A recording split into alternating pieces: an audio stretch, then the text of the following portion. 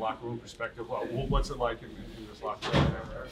No, I think it's came as a bit of a shock. I think for everyone, even though that's the part of the business and something that we all knew could potentially happen. I still think that it surprised quite a few people, and it's the reality that we live in right now. We still have to show up tonight, play a game, and we came in here business as usual. I think, even though the surroundings were very unfamiliar. What kind of a calming effect can a veteran player like yourself have on some guys who've never been through this before, the regular season? Yeah, unfortunately I've been through this a few times in my career. It's never fun to see good people leave. I had the privilege to be here with the guys that had to leave for a year and a half. Tremendous respect for them, and they taught me how to be a better hockey player, and they taught us everybody in here to be better hockey players. And it's definitely gonna emotionally, I think, change things up. But I do think that once the puck is dropped tonight, I think that the guys are going to be extremely focused in doing their best. That's how we're taught to be prepared, and we owe that to the previous guys a lot, and now we got to move forward.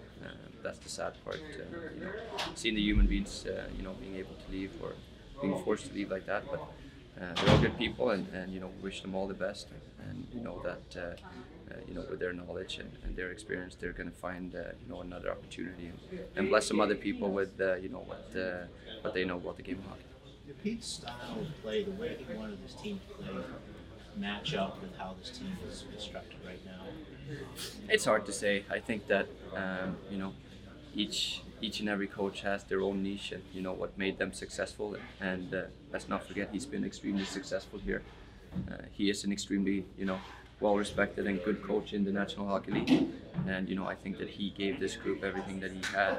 Unfortunately, we have not delivered up to the standards that we had set on ourselves.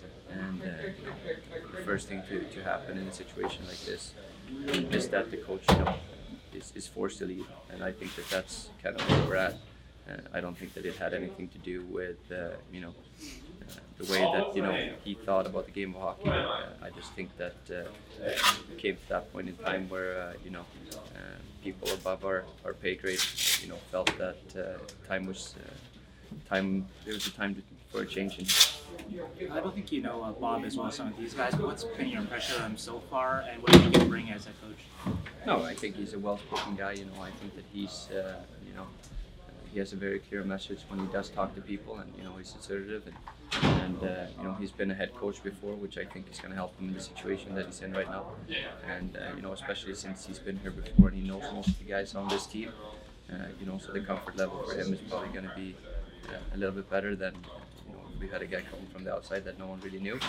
So I think that he's going to be a fresh voice for us, and he's going to implement the things that he thinks we need to do to be successful as a team, which is why we're all here. We're all working towards the same goal, and we all want to accomplish the same thing. And to have a familiar face at least, and a personality, I think is going to make the transition a little bit smoother.